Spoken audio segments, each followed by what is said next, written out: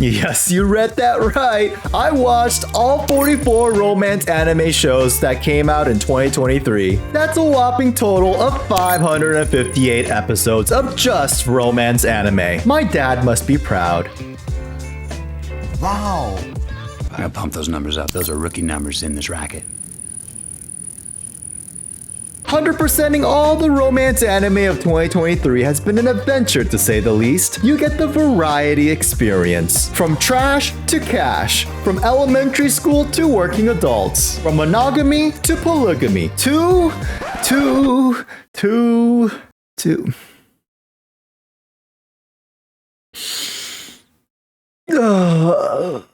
Let's just skip the intro. Moving on. Okay, everyone, let's just get down to business, though. There's a lot to get through. If you didn't already know, I have timestamps in the description down below. If you want to jump to any part of the video, you can do so. Otherwise, if you're willing to listen to a random weeb ramble for an hour, I'd appreciate it. Please. I do a top 10 at the end along with going over some stats, so be sure to at least check that out. I think you'd be interested in that. For those who are still sticking around, okay, well, let me just lay down the groundwork. If you're wondering, where did I get 44 shows from, right? Well, all I did was I went to my anime list and just went through all the shows that were tagged as romance and romantic subtext. I only included shows, I didn't do movies, OVAs, or specials. I just kept it simple. So I hope you enjoy the show.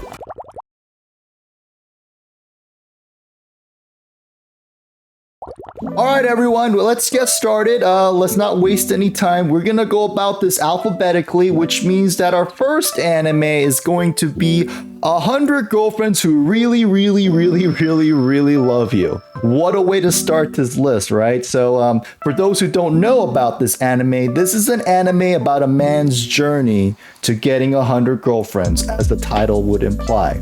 I know, it's absolutely disgusting, absolutely immoral, just horrible, really. I have no idea who would want to watch this show.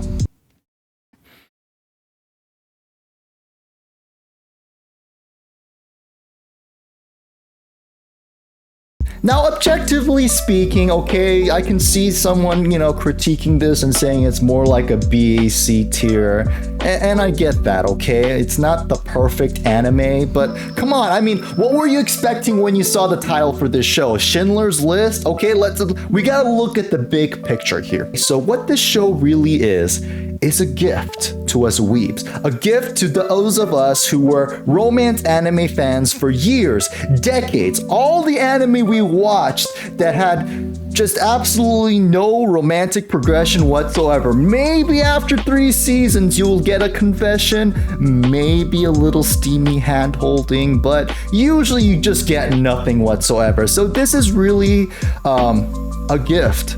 From now on, I can sleep easy, knowing that no matter how many more horrible romance animes I'm gonna watch moving forward, I could at least smile and think about this one, that 100 girlfriends exists. We get 2 girlfriends in the first episode, okay? I mean, it's not the first harem anime out there. It's not even the only harem anime from this year, but I would say it's the boldest one yet. And for that, it has earned S tier, and that's why I have it up there. All right, next up, we got The Ancient Magus' Bride second season, okay? This is a fantasy romance, sort of. There's not really romance here, to be honest, but a fantasy show that honestly, just right out the gate, I'm gonna say the second season is not as good as the first. The first season had this sense of adventure, you would go to Dragon Land and this fairy land, and just the whole spectacle of it was so beautiful. And this second season, we're just basically confined to a school for 24 episodes, okay? It wasn't horrible, it just felt like I felt like we lost that adventure aspect, and I felt like that was one of the strengths of the show. And in the end, it just became a whodunit type of scenario, right? And ultimately, it was like 18 episodes of setup. I mean, there were some good moments, but it wasn't until you hit the final 6 episodes where it finally goes into high gear. So ultimately for me, it was fine. It was good. It had still its great moments. I do like, when it gets dark and unsettling. That's, I think, when the show is at its peak. But at the end of the day, it was just good. I'm gonna say that Ancient Magus' Bride Season 2 is B tier. The Angel Next Door spoils me rotten. That's the next one. So this show, how do I put this? It was generically great. I know that sounds like an oxymoron, but really what I'm trying to say is that it was really good. It checked all the boxes for what I want to happen in a romance anime, for what I want to be a satisfying romance anime. It did that. It just, I don't know, it just lacks some sort of wow factor. Maybe I'm misremembering this. Like, I feel like every important moment in the show happens in this dude's apartment. I'm just like, could we just get some variety in settings here? And I remember I was talking, watching this show with my wife, and I turned to her at one point and I said, these guys are more intimate than us, and they're not even dating, they're friends, but are they really like, wow, they're pretty close for just being friends. So, I mean, but I don't want to say this is a bad show, because I'm a massive romance fan, and this was a good romance show. It was great, okay, but I'm not gonna say it was like A or S tier. I would put it I would say at the top of B tier, and that's honestly how I feel about it. All right, the Aristocrats' Otherworldly Adventure, serving gods who go too far. Okay, so this is your generic isekai show with a little bit of romance, but you don't watch this one for the romance. And if you're also not a fan of these shows where a guy gets transported to another world, like if you feel like you've seen too many of them or it doesn't interest you, this one won't change your mind. Just skip right over this one. But if you're a massive fan of watching shows where people get transported to another world or a guy just being overpowered, I would watch this one. This is fun. Don't expect anything, groundbreaking. It's pretty generic, but I had a good time with it. It's just the last episode was not really good, so that's why I want to say manage your expectations. But I honestly think it was a fun watch. I would say it's a C tier, so I'm gonna put that at C tier, just average. Okay, Ayakashi Triangle. Okay, this one. Okay, this is a show about a ninja who is an exorcist who gets gender swapped. And it's an ecchi anime, okay? So there's a lot of boobage and lots of panty shots, so just fair warning. I watched this on Crunchyroll where it was pretty much all censored, so thank God for that.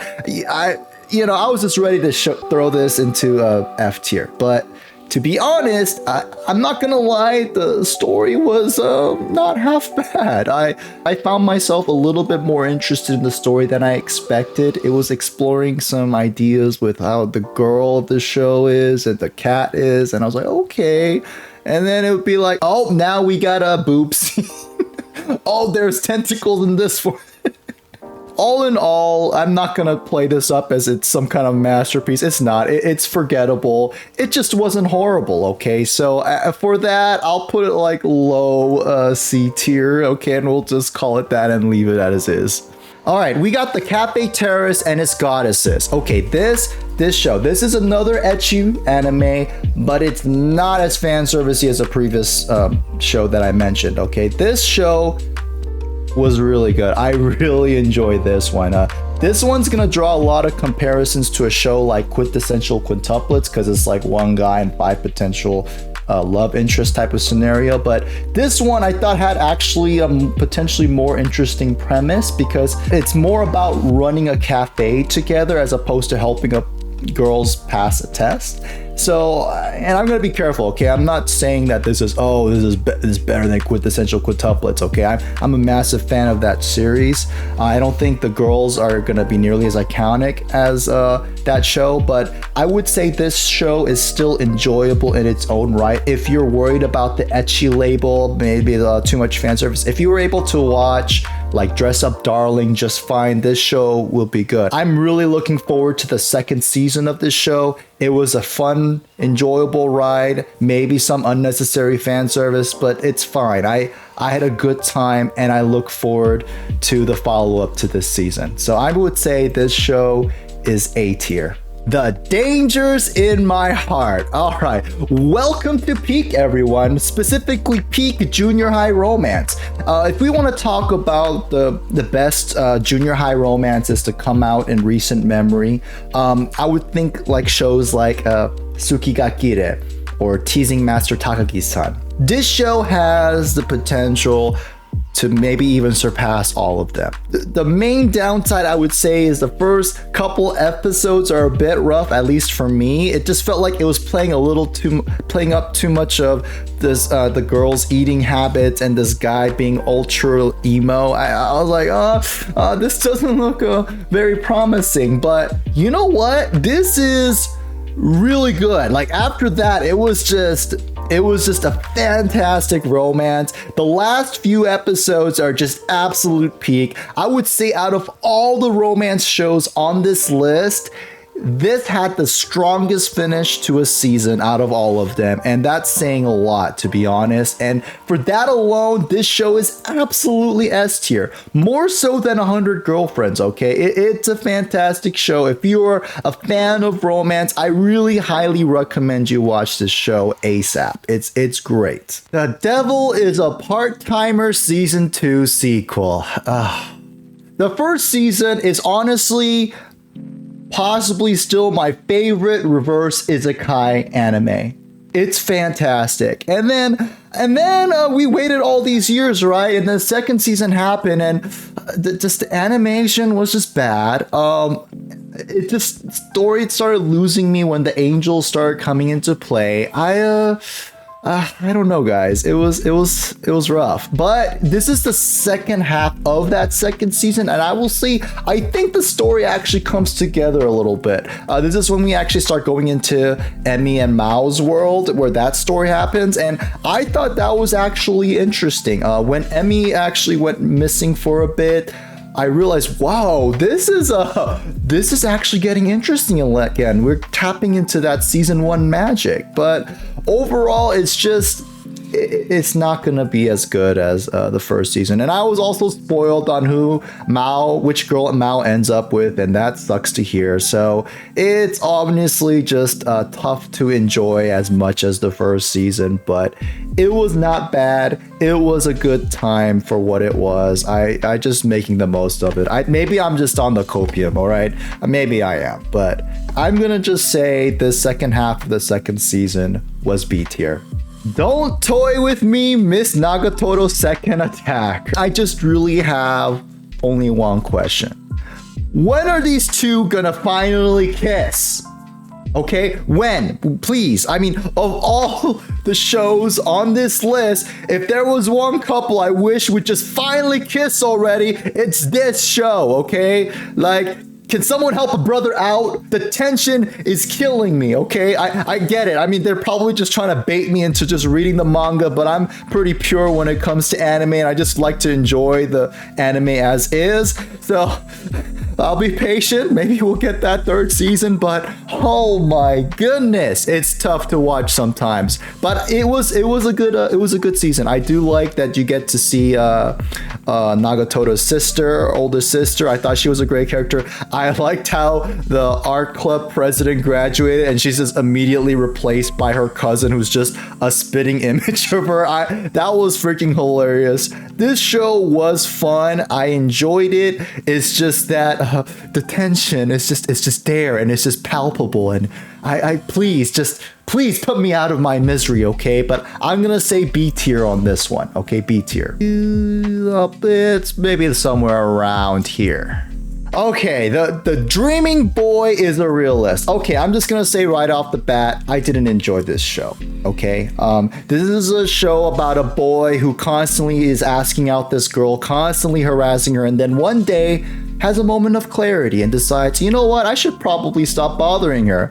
And wouldn't you know it, as soon as he stops bothering her, the girl starts liking him. Oh man, who would have seen that plot twist coming, am I right? The reason why I didn't enjoy this show was because our main guy just goes from a stalker to this sage of wisdom. He starts helping out all these other side characters, all these other girls that I really don't care about. Like, I don't know. It looked like it was just going for the bunny girl senpai type of storyline, but it's just more bland and less interesting. I didn't enjoy it. I'm gonna be honest. I'm sorry for those who did. I mean, if you had a good time with it, great, but not for me.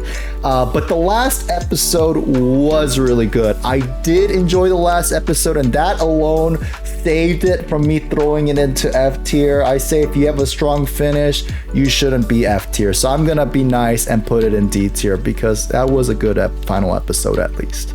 The Duke of Death and His Maid Season 2. Okay, this show is about the boy who everything he touches dies, okay, and he is in love.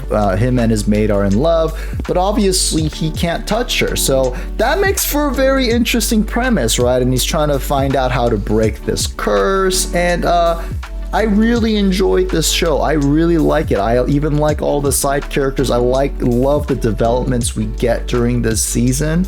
It's a really good time. It's just interesting because this show is CGI, and I hate CGI, but for some reason this is like one of the very few exceptions where the CGI does not bother me. So I tip my hat to the animators in this show for doing that. And but I just can't wait to see the conclusion to this story. I'm so glad it is gonna get a third season. My one major complaint is probably the maid's boobs are probably a little too obnoxiously big at times in some scenes, but whatever. I mean, at least it's not like the size of those from Kobayashi Maid Dragon. Yeah, those are definitely something. I really enjoyed this show. It's great. It's absolutely, it's an A tier for me. Endo and Kobayashi Live, the latest on Tsundere Villainess list. Okay, I'm not gonna finish reading. Okay, anyways, this is a romance anime with a very interesting premise where we have two high school kids who can somehow communicate with the video game characters directly, and they're trying to work together to survive. And I thought that was a really interesting setup.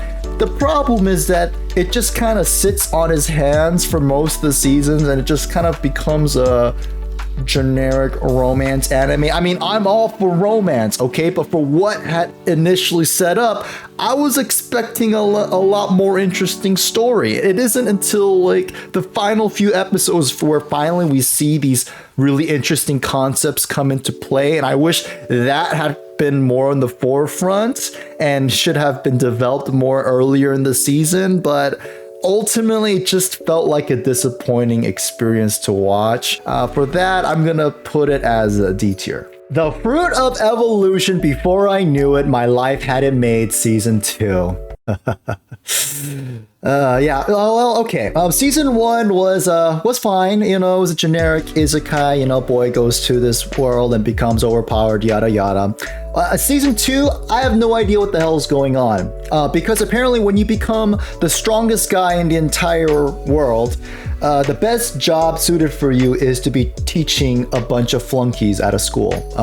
And also apparently when, you make it pretty important to the plot about his classmates also being transported to this world, it's okay to just abandon an entire plot point like that and just say, you know what, we don't care about that anymore. And oh, by the way, to kill the final boss of this season, we're gonna just use the most cliche method of all time. Yeah, this show isn't even worth talking about. This show is just straight trash, F tier. I don't need to say anything more about it. Done. A Galaxy Next Door. Okay, now this is a romance anime with an adult cast, and I absolutely love this show, okay? I can see it being a bit of a turnoff at first, though, because in the beginning, the main girl has this tail situation going on. It's really weird, and you're just like, what the heck's going on? But if you're patient, and if you like slice of life, and you want a romance with an adult cast, this is the romance anime for you. I really enjoyed it. I loved that there was a family aspect to it. I loved all the main characters. They did have some other side characters that weren't really relevant, and I felt like they didn't really need to be in the picture more than they were, but it's fine. Overall, I enjoyed this show. It doesn't do anything too crazy. It's nice and comfy and wholesome, and I loved it. I really enjoyed it. I think it's a solid A. I put it up here in A tier. Maybe like there. A girl and her guard dog. Do I have to talk about it? Okay. This is a show that features the main guy being a groomer and a pedophile. It is what it is. That's exactly what it is. And I think the worst part about this show is that they try to make this guy seem more appealing to the audience by pitting him against other scumbags kidnapping molester or rapist. It'd be like, hey, yes, he's a pedophile groomer, but at least he's not trying to rape her, right, guys? Oh my gosh. Let me leave you with this epic quote from this show. You have grown into the body that is my type. Yeah, I'm on the FBI list for watching this one. Let's just be real here, okay? I'm gonna just put this F tier and let's move on. Girlfriend Season 2. Yes, absolutely yes. If you think this show is trash, an abomination to mankind, I respect that. That's probably the normal response to a show like this. But if you like really stupid, over-the-top humor in a romance setting, this is the show for you, okay? A show like this is going to fall into the shadow of 100 Girlfriends because the guy in 100 Girlfriends is going for 100, while this guy is juggling 2, potentially 3 or 4, and that's just not as impressive. In defense of this show, okay, 100 Girlfriends, the guy got some, cosmic power that's assisting him here, okay? But this guy is just doing it by sheer willpower. You gotta respect that. And it also helps that all the girls are sharing between them maybe about 2 brain cells, but that's what makes this show so funny and entertaining. It doesn't take itself seriously. My one complaint is maybe this one girl, her shtick is that she always ends up awkwardly naked with the guy, and there's one point where she's like completely naked for an extended period of time, and I was like, okay, that went a little too off the rails for me, but this show is freaking hilarious. It gave me the hardest laughs out of all the shows, so I would say that earns it as A tier. I really enjoyed it, and I'm gonna leave it at that. The girl I like forgot her glasses. Okay, this is a romance anime about a girl who keeps forgetting to bring her glasses to school, and she's basically blind all the time. But thankfully there's a guy she sits next to who is always willing to help, and during that process they get to know each other and slowly fall for each other. It's a cute, wholesome slice of life romance anime. The problem is it looks like crap. I mean, I'm sorry. It's a CGI mess. Most of that CGI mess is most notable in the beginning of the show, but even as the story goes on, the colors in the show are so dull. Why is everything so red and brownish, and it always looks like the sun is setting? I just couldn't get into it completely because of that, and it's just a shame because I do like the main girl in this show. I do like the fact that she's not overpowered and she's like a bit of a klutz. It's cute. The guy, well, yeah, I didn't really like him. I give this show a D, but it's not for the story or for the source material. It's just the fact that it just looks so dull and bad. I'm giving it a D for that. Horimiya Peace. Okay. Horimiya is a high school romance anime. It was adapted by Cloverworks. When the first season of this show came out, Cloverworks also released the following titles: Season 2 of Promised Neverland and Wonder Egg Priority. For those of you who don't know, those two shows I just mentioned, they are the two most disappointing animes that probably may have ever been released, but definitely in recent memory. So it is a miracle that Horimiya season 1 was not a complete disaster. With that said, the first season definitely still had its own issues.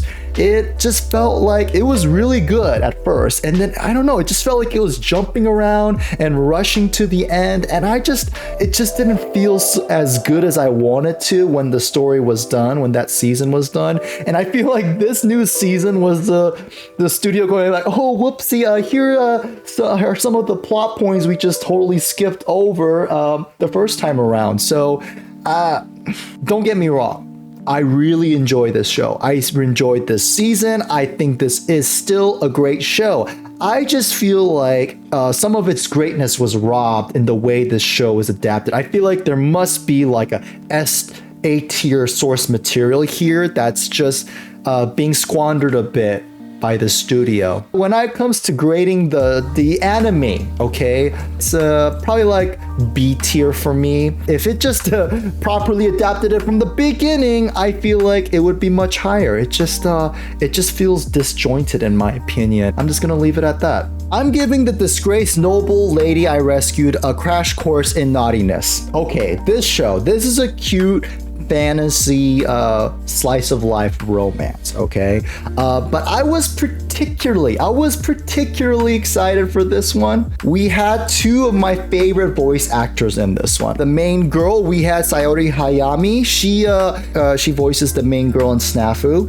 She voices Yor from Spy X Family, Shinobu from Demon Slayer. And then for our main guy, we got Tomokazu Sugita, who is the voice actor for the main guy in Gintama, the main character in Melancholy of Haruhi Suzumiya, the main character in Mushoku Tensei. So to me, this was like, oh man, this is like Ryan Gosling and Margot Robbie, okay, starring together. So I was hyped going into this, and I did really enjoy it. The issue is that as the story goes on, they kind of start introducing too many side characters. Like, I liked the sister, I liked the male lady character, but they start introducing these animal characters, and then the elf character. I'm just like, slow down. I want more of the personal moments between our two main characters for obvious reasons. They are just really good together too in the show, and I feel like I was just left wanting more. It was still good. I really enjoyed it. I'm gonna say this show is it's B tier. Ice Guy and his cool female colleague. Okay, this is a workplace romance anime. It has a twist. In an otherwise normal world, we have some of these characters who create these magical effects when they feel certain emotions. The main guy, he apparently causes a small blizzard around him whenever he gets anxious, so it's a bit quirky. But for whatever reason, the most notable thing for me is that we have Yui Ishikawa voicing the main girl. I know her most from Attack on Titan. She voices Mikasa, and also she voices Violet Evergarden. And if you watch those two shows, you know they cause a bit of emotional damage. And in this show, she retains that particular voice of those characters here, and I like that. It's like, oh, she finally found a nice rom-com to be in and just to live a beautiful and peaceful life. The actual story, it felt a little bit slow-paced in this show. I felt like it was definitely slow in the beginning. It definitely picks up a bit. The romance is kind of there, but not too much going on. I would say it was a fine show overall. I didn't hate it. I also just didn't think it was great either. It was fine. I would put it as a high C tier. Spectre Season 2. This show, okay, it's a crime murder mystery anime with a little bit of romance in it. I mean, but you don't watch this one for the romance. If you do, you're gonna be disappointed. If you watch it for the crime murder mystery aspect, you might still be disappointed. Because the truth of the matter is that there is a lot of dialogue in this show. I found this second season to be a significant upgrade from the first season because the second season overs a lot more cases, and I really like that. It's just that it's still a lot of dialogue. I honestly believe this show serves better as a manga. I think the manga format's got to be better for this type of series because having to read a lot of subtitles and not having a lot going on visually when a lot of the times they're just sitting around and talking, I think it gets boring pretty quickly. I am glad that this season's been better than the first, so I want to commend it for that. It's just that it's still at best average, maybe almost a little below average. I'm gonna put it as a low C tier. In Another World with My Smartphone Season 2. Okay, this show, the premise is that this guy got transported into another world with his smartphone, and the idea I thought was, it gives him this advantage over people in a more technologically primitive world, but in the second season I feel like the smartphone is largely irrelevant. I feel like there's like only one instance where the smartphone is used like for being a smartphone, and all the other uses, I feel like it could just be an advanced spell. At the end of the day, it's just a generic isekai romance anime. It is a harem. The guy is just getting more girls. He's getting more powerful, more responsibility, and I'm just like, well, let the man cook, right? I'm not gonna say this show was bad. It's just one of those shows you turn off your brain and just enjoy. I would say it's somewhere in the C range. Yeah, I'll put it in the C. Insomniacs After School. Okay, all right. Okay, let's sit up for this one. Okay, this is my favorite romance anime of the year. It is a story about two high school students who can't sleep at night, and they meet and they start getting along and understanding that they both have this similar condition, and they get to know each other, and their connection is so genuine. It feels like these characters are so real. Usually when you watch a romance anime, it's just, at the end of the day, it's anime characters and anime situations with anime logic. It just is. It's not every day where I watch a show that I just feel convinced that these are real characters and feel disinvested in them. I was completely enamored by this show. Yes, it's the highest S tier that I'm gonna give for this show. If I had to give a criticism, I would say the final episode is not so good as I would have liked. I felt like it was going too hard more than it needed to, but overall I'm not gonna take much away from it. I freaking love this show. I'm gonna leave it at that. Kubo Won't Let Me Be Invisible. Okay, this is another school romance, okay? But sometimes a show just passes the vibe check. And this show does exactly that. It's a warm, comfy, wholesome romance anime that I really enjoyed.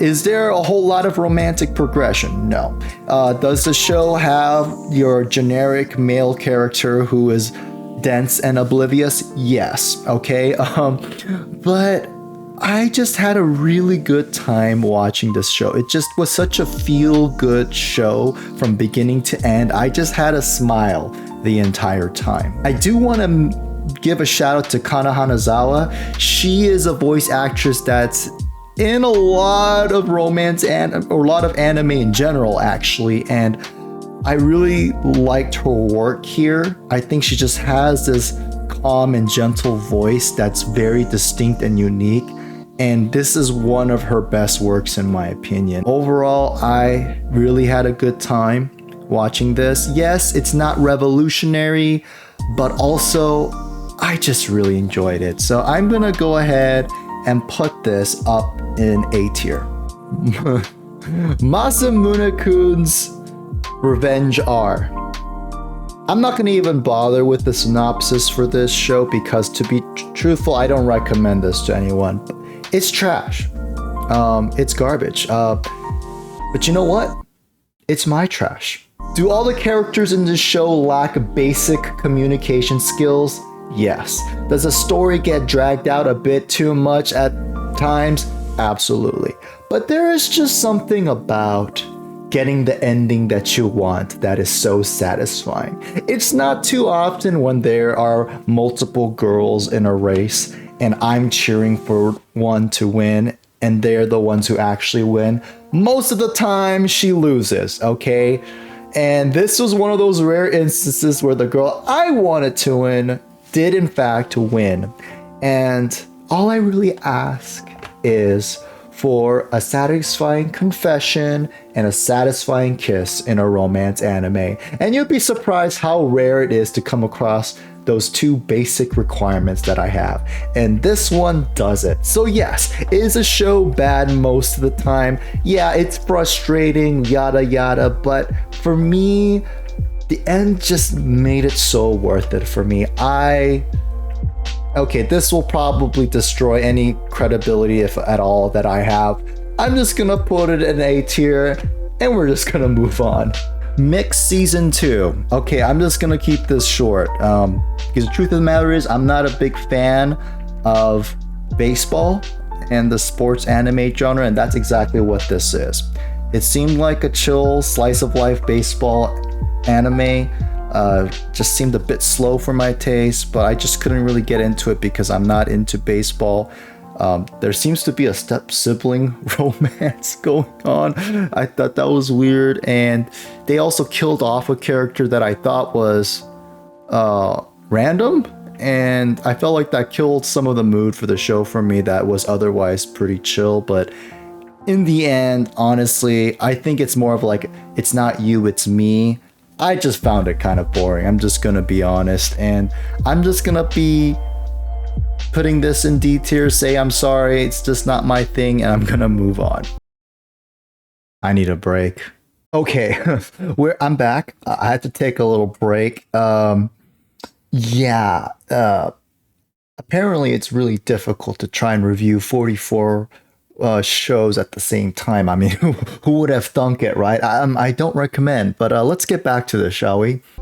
My Clueless First Friend. Okay, this is an elementary school romance. Now, generally, I don't really care for anime where the main characters are little kids, all right? I find them a bit boring, a little, just not really my thing. But man, this is my biggest surprise of the year, okay? This show blew me away. I have to say, it totally took me by surprise. There's an innocence about this show that I feel like is lost in media today, not just anime.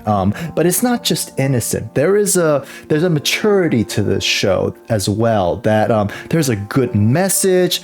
There's great character development. I don't know, I was really shocked by how much I actually enjoyed this show. I can see how some people may find this show to be redundant. Maybe the first 2 episodes you may think you've had it figured out, but trust me, just keep watching. You're gonna enjoy this one. It's really, really good. If I had one criticism of this show, it'd probably be how the final episode was a bit underwhelming, but I think this is just a result of the fact that anime adaptations are rigid. It's stuck to a 12 to 13 episode format, and this is one of those shows where it didn't work so well. But other than that, I mean, I'm probably ruining the surprise for everybody else by overhyping it. But I love the show. I can't help myself. This is an absolute S tier for me. You know what? Let's overhype this a bit more. Yeah, it's that good. My Happy Marriage. Okay, this is a romance that takes place in a historical fantasy setting. Now, this one had a fantastic start. The first half of the season, I was completely blown away. We're talking S tier, okay? It had action, it had drama, it had romance, and I was just like, wow, are we talking about anime of the year? And then, that story arc ended, and then they started a new story arc, and that one was it was kind of mid, if I'm being honest.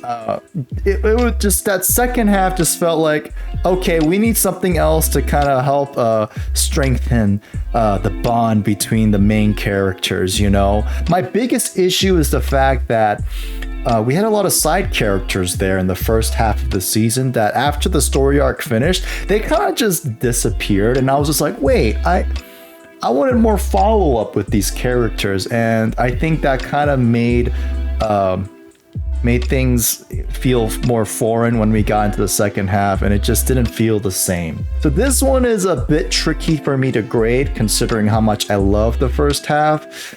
But I'm gonna say this is somewhere around B tier overall. My love story with Yamada-kun at level 999. Okay, now this is a gamer girl romance, and it's not every day you get a gamer girl romance. I love Akane. She is a great female protagonist for this romance anime. She's bubbly, she's a little goofy, and she just had a charm about her that really made her stand out.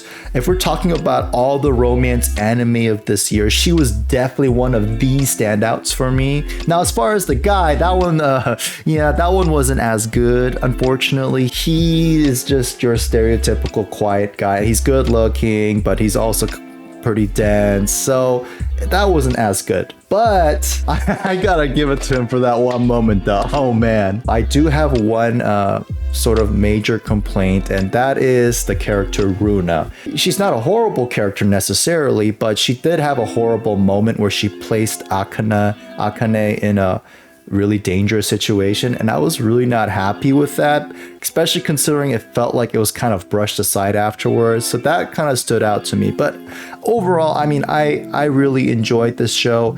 I say this belongs in high A tier. My Tiny Senpai. Okay, this is your standard workplace rom-com, with the twist being that the main girl is super short, super feline, with super big boobs, okay? And I'm obviously not cultured enough because I just couldn't really get into the character. But what bothered me the most, honestly, was that the main two characters, they look like kids, okay? They don't look like adults who they're supposed to be.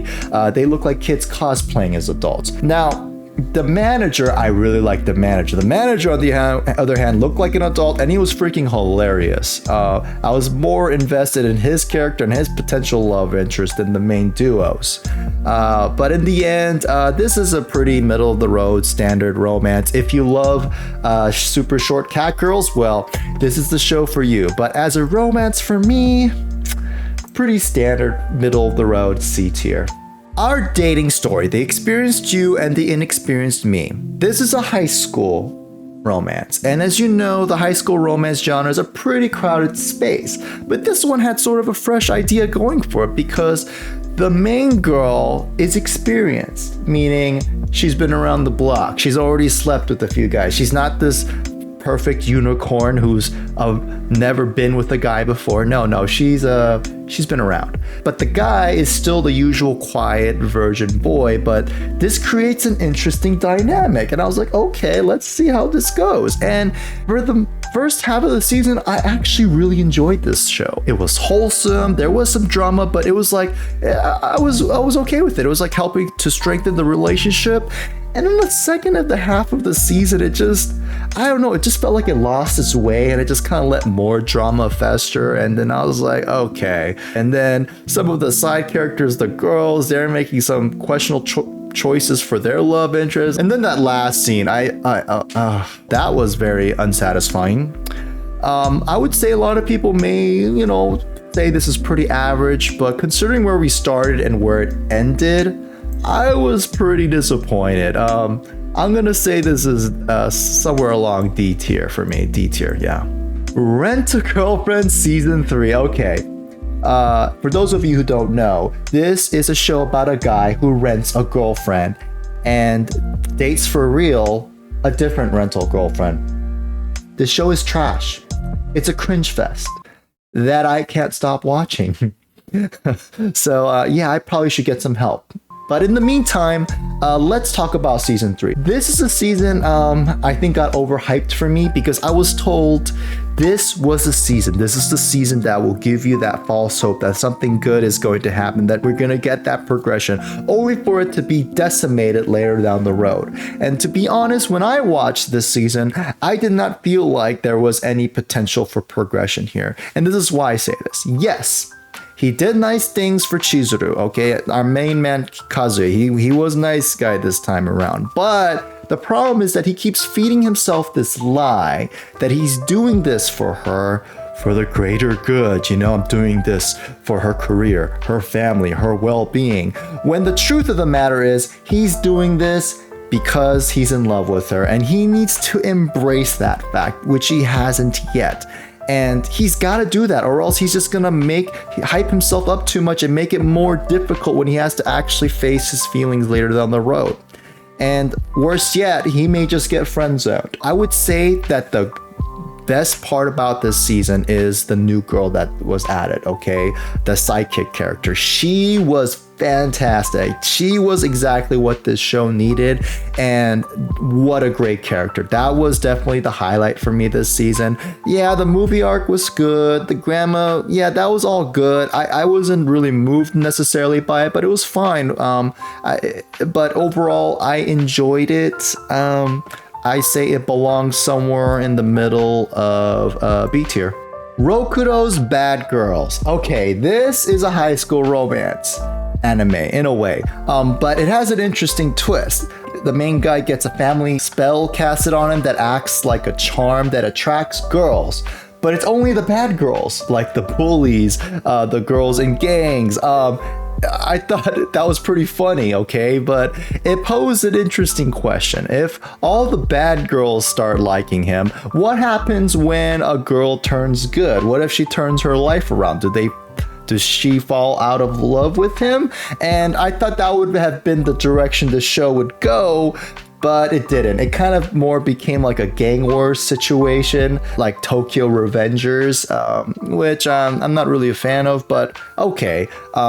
It was still fun to watch as a show. It just didn't look really good, to be honest. The aesthetics for this show were kind of weird. Like the characters, a lot of them had thick eye lines that looked like sunglasses. I don't know. It was not very pleasing to watch. It did have its fun moments, though, I will admit, if you suspend belief a bit. But overall, it was watchable, C tier, middle of the road type of stuff. Sacrificial Princess and the King of Beasts. This is a great one, okay? This is a fantasy setting romance that has sort of like a Beauty and the Beast type of element, where the main guy, he's a king who's a beast but also can turn into a human, and the main girl is a human. This show has excellent world building, in my opinion. I was completely sucked into this world. The side characters were great. Sai, Klops, Phoenix, they were all great. I think this is a must-watch show, but I do want to get a couple of gripes out of the way. The first one is there's an age gap, okay? I get it, it's a fantasy setting, it is what it is, but that height discrepancy, that was I was struggling with that with a little bit. For the second, the king and the potential queen wife is a human, but she's not just any human. She was supposed to be a sacrifice, so she's just a random human getting married to this beast. And there are people who are, against this idea, because especially where there's a lot of tension between beasts and humans, the light that was shined on them made them look naive or villains. When I thought, oh, you know what? No, these skeptics are right to bring up this concern that this may be not the right marriage. But to be fair, this show was keeping it simple and streamlined, and in the end of the day, I guess in that sense, it gave us a great story over the course of 24 episodes, which I don't think is very common. The fact that we started and then ended with a satisfying arc, in my opinion, I think was fantastic. This was a great show to watch from beginning to end. Very immersive, like I said. I felt like it just took me on this journey that I was very satisfied with. So I guess at the end of the day, if I were to grade this, I would put this at the top of A tier. Saint Cecilia and Pastor Lawrence. This is a romance anime featuring a pastor. Fancy that.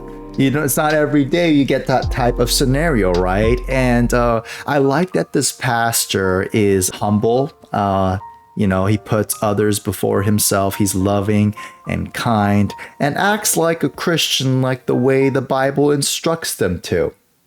Anyway, I really wanted to love this show, but at the end of the day, to be honest, it just felt like another slice of life romance that just so happens to be taking place in a church building, to be honest. I really wish for once that religion was more involved in this show. I really wanted to get to know the religion more, the celestial beings more, but it felt all pretty superficial to me. There was one scenario where there was this lady who she died from a curable disease, but due to religion preventing her, it became a tragic death. And I thought, okay, that's a bit grim, but that was interesting. I wish that those type of, religion came into play, but obviously in more of wholesome, positive light. I would have loved to see that, but it just never really happened for me. So at the end of the day, I thought it was fine. It is a fine show. The pastor is kind of a bit of the stereotypical dense main character, but I would say it belongs somewhere on the top of C tier. Enjoyable, but could have been better. The Saint's magic power is Omnipotent Season 2. Okay, this is a show with about a girl who died and got transported to another world to become the ultimate support class character, meaning she is the best at healing, she makes the best potions, and I like that she stays in her lane. She still needs the warriors to help fight the battles. They have to work together. She doesn't just say, oh, I'm the best at everything, I'm the best offensive mage, and just completely branches out, becomes completely overpowered, like some other shows, the way they do it, like Shield Hero. But here's the thing, I'm frustrated because I feel like I should love this show more than I actually do. It's a slice of life, it's an isekai, it's a romance. I love all those things, and this show does all those things, and I don't know. I couldn't get into it as much as I would have liked. Maybe the show's a little bit slow. There are some story plot points that were a little rough around the edges, like the first arc where this guy was looking for a potion. I wish that story arc had ended more satisfyingly. It just kind of ended and I didn't give us any follow-up. They also teased this menacing dragon in the beginning, and when it actually got to the dragon, it felt a little underwhelming. But overall, I think the show was fine. I just couldn't get into it more than I wish I could have for what was on paper. So for that, I will say it belongs somewhere in the top of C tier. Skip to Loafer. I really enjoyed this show.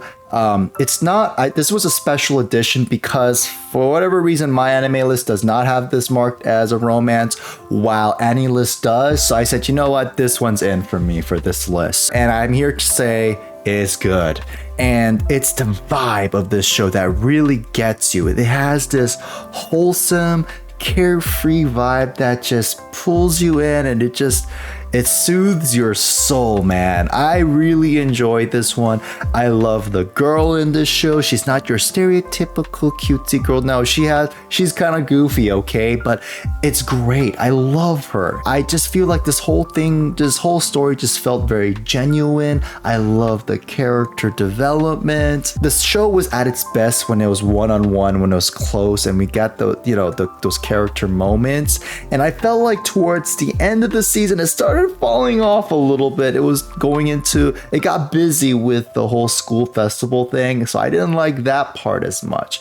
But I would very much look forward to the second season. I think that whole bit was just a little unfortunate because of the 12-13 episode format, not so much the source material. So I would love to see a continuation of this. But for what we got, I really did enjoy this. I would put this somewhere in the middle of A tier. And I'm not gonna go much higher just because this is a romance list, and I will admit it's not much. It's a bit light on the romance. Okay, I will admit that much at least. So I will just keep it at around this area of this grade. Sugar Apple Fairy Tale. This is an anime about a girl who's trying to become a silver sugar master, which basically is someone who makes these sugar confections, sugar sculptures. And we have this world where there's humans and fairies, but there's discrimination going on. The fairies are being enslaved. There's this racism aspect. There's also a sexism aspect. So it does seem like there's an interesting setup going into this. The problem is our poor girl, main girl, Anne Halper, she just is being put through the ringer on this one. Every guy she encounters has to be an absolute one-dimensional scumbag. Like, why? Like, it was just so frustrating to watch because I'm all for overcoming adversity, but this was like non-stop. Like, the story I was like, can we just calm down? Just let the girl breathe for a moment. I mean, the second half of the season gets better. Instead of getting a conveyor belt of scumbags, we just get one mega scumbag at the end, but they still put her in frustrating situations despite of her status at that point. But it does seem like it's trending in the right direction. I felt like the show is at its best when Anne Halford is getting to know the customer and she's building this sugar confection that can hopefully be able to connect with the customer. I liked that. I was like, oh, this could be like a Violet Evergarden situation, but instead of a typewriter, it's like a sugar sculpture. But this first season, I don't know, it was very frustrating to watch. So I'm gonna put this at the top of D tier, but I would watch a second season. It just was not so good this first time around. Oh, I forgot about Jonas, that character. That guy needs to be gone. Do you hear me? He's not just a con artist. He's not just a thief. He's an attempted murderer, okay? He did my girl Anne Halford dirty, man. He does not deserve a redemption arc, okay? He deserves to be deleted, all right? He needs to be, I hate him so much. Summoned to another world for a second time. Nope. It may be promising at first, but yeah, no. Seriously, don't bother. I'm not gonna even waste my breath on this one. It's just a horrible trash isekai anime with no direction whatsoever. Seriously. Temple. Okay. This is an ecchi romance anime, a very standard one at that. Man falls on boobs, boobs falls on man, you know, that stuff. But you know what? The story was not half bad here because we actually have a sort of interesting premise. Because usually, you know, in ecchi romance anime, we have a really dense guy with a lot of attractive women and the shenanigans, right? Well, in this case, this guy is trying to become a priest, so he doesn't want to corrupt his mind with any of impure thoughts. But he has to be surrounded by these women because his family has a long-standing debt to this temple, so he has to work at this temple. So it sets up a lot of hilarious situations with all these women. It's just one of those shows where you just turn off your brain and enjoy. It does have a lot of fan service since it's ecchi, and I'm not big on fan service, but you know what? I kind of enjoyed this one. I'm not gonna lie. It falls into the category of guilty pleasure. I do think that the ending was rather abrupt, but and I would like a second season, but for what it was, I enjoyed it, I ain't gonna lie. So I put it somewhere in B tier. Tokyo Mew Mew New second season. Okay, this is your typical magical girl show. I don't know much about magical girl shows. I didn't watch the first season of this show or anything before it, okay? I'll be honest. All I know is Sailor Moon and Madoka Magica. That's it. So take this with a grain of salt if you're looking for a professional opinion of this show. I thought this show was kind of boring. I didn't like the villains. The villains, it was kind of repetitive. They would be defeated and we'll be back, and they get defeated again when they come back. It got, it's like the Team Rocket situation. The girl design seemed cute. I liked the Lettuce Girl the most, but the story was clearly focused on Strawberry Girl, and she gets, the full arc of her story, and including the romance.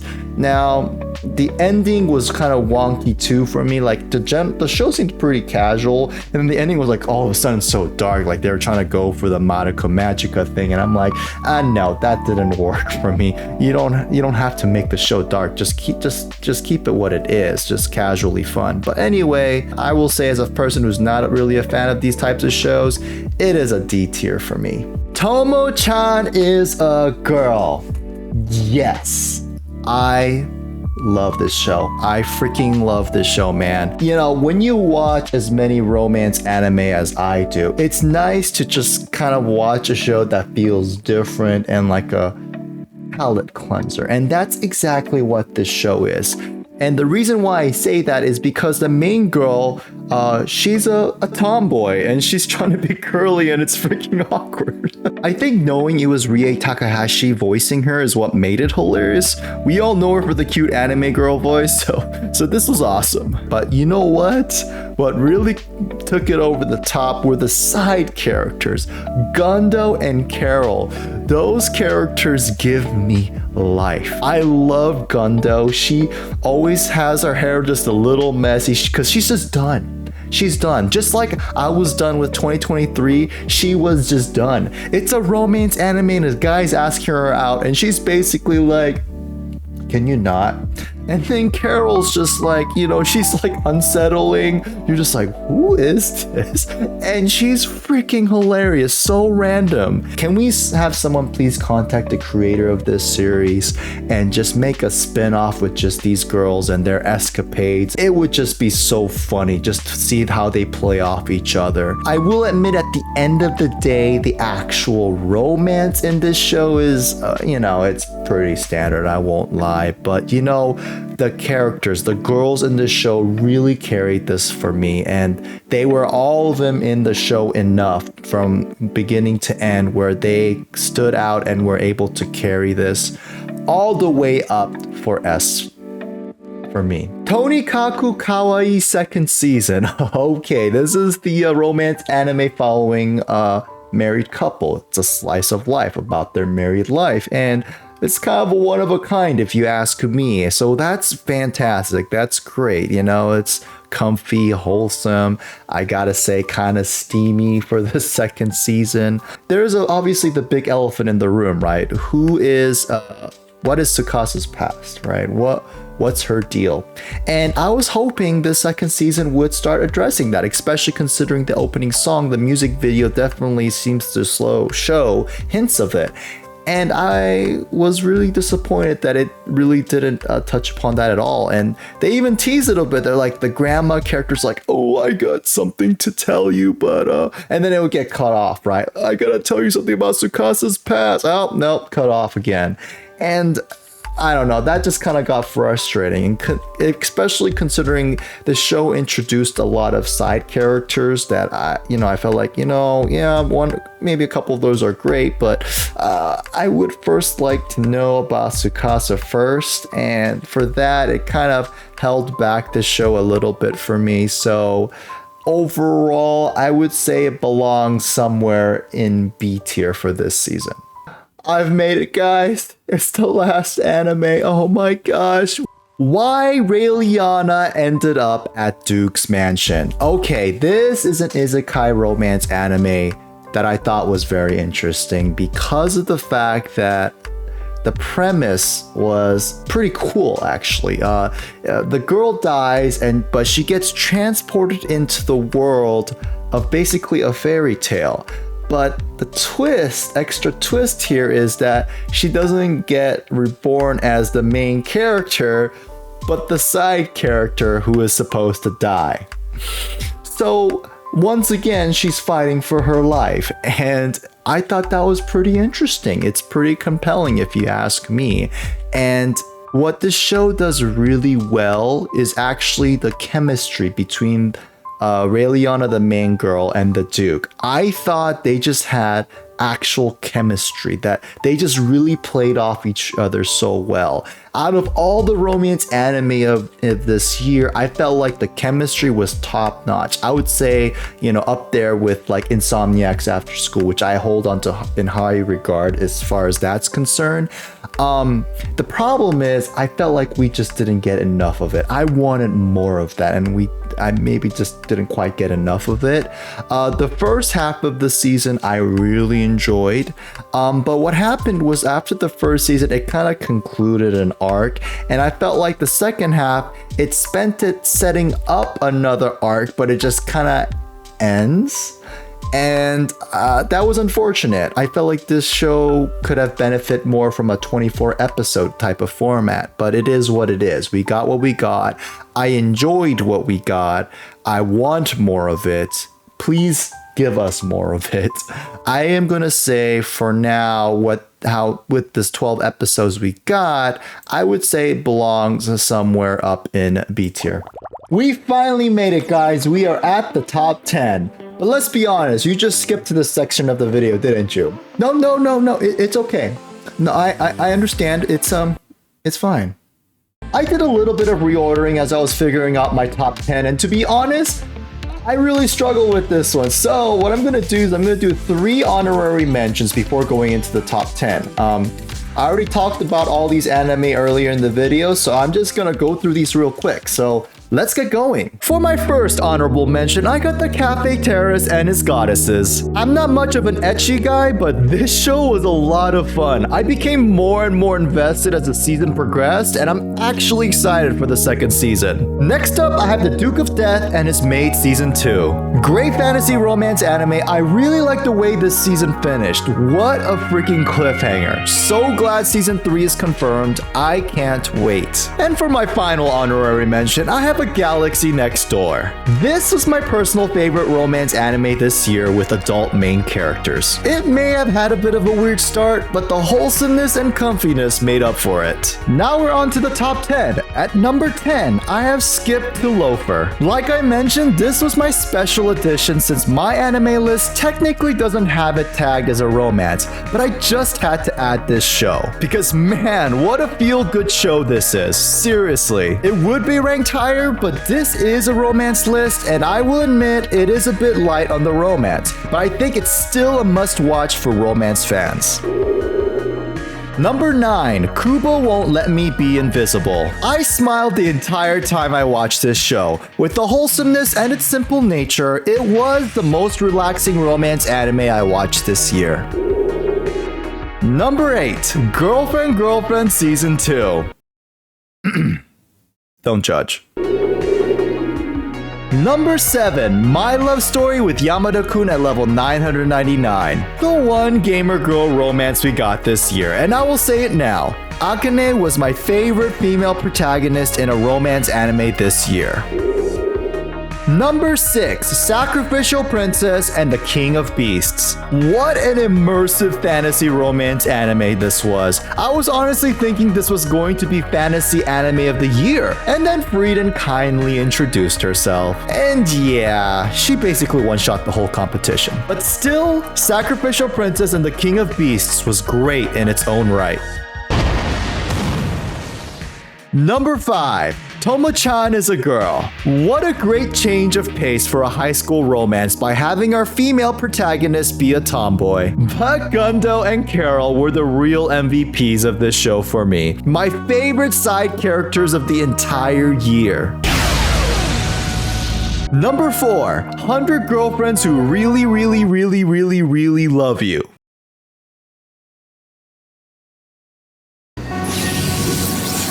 Number 3, The Dangers in My Heart. Don't be fooled by its bumpy start, because this is peak middle school romance, and it had the strongest finish out of any romance show this year. Number 2, My Clueless First Friend. So underrated. I freaking love this show. It brought back the innocence to romance for me and was my biggest surprise of the year. And finally, at number 1, I have Insomniacs After School, the most genuine romance anime I have ever seen. There may be more exciting and more hilarious romance anime out there, but no romance anime had characters that felt this real, producing some of the most authentic romantic scenes in recent memory. Absolutely my favorite romance anime of the year.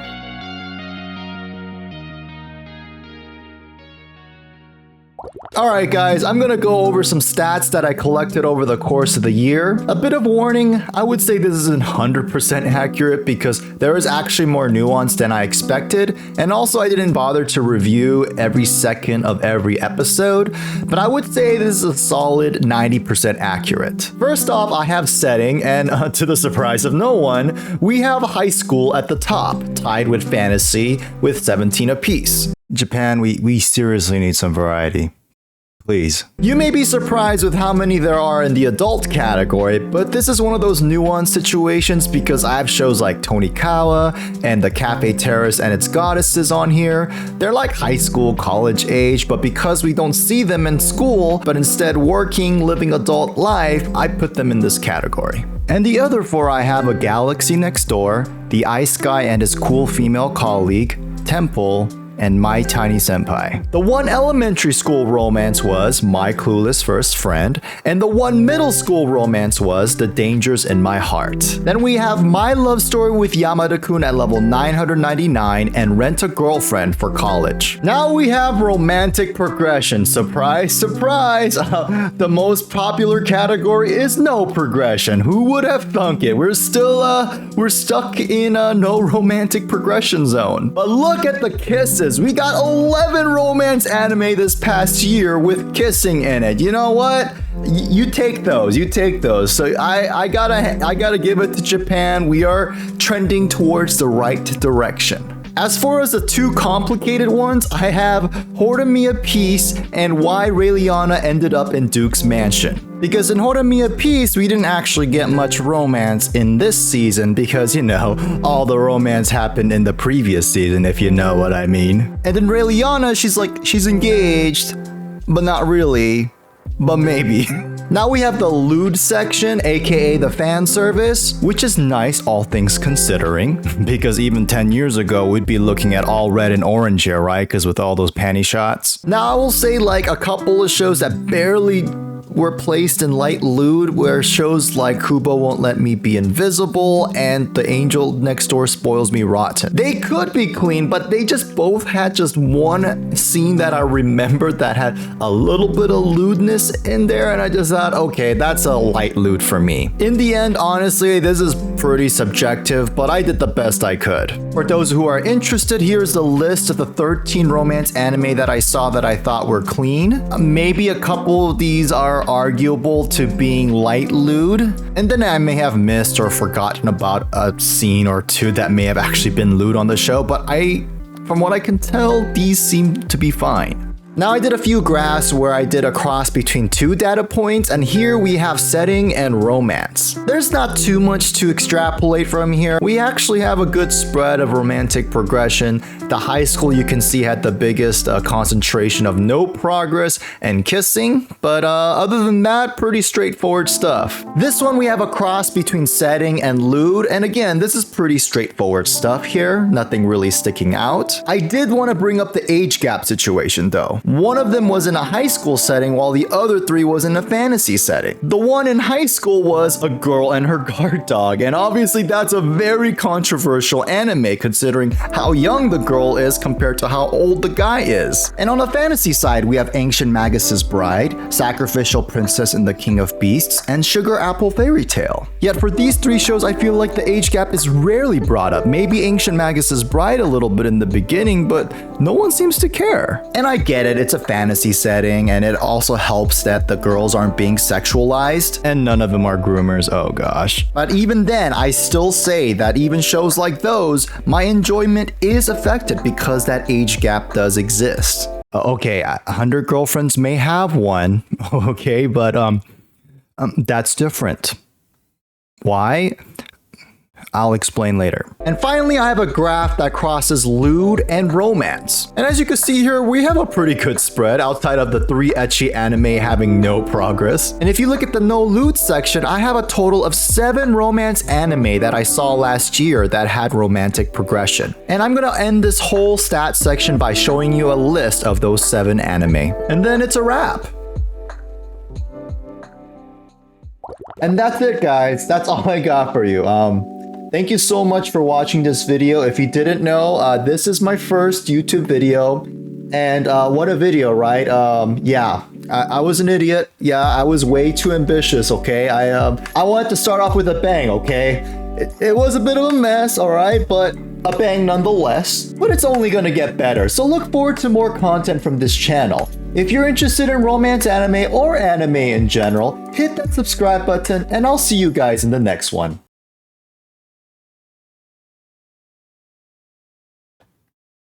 Did I always have a double chin?